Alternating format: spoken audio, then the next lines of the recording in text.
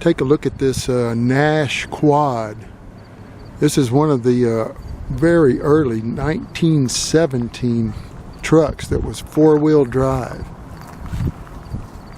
It also had four-wheel steering and four-wheel brakes.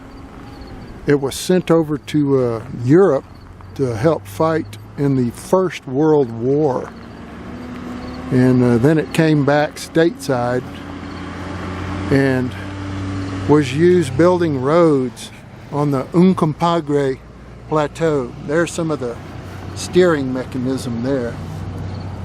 Let you take a look at the drivetrain a little bit. You can see a little bit more over here of the suspension in the drive.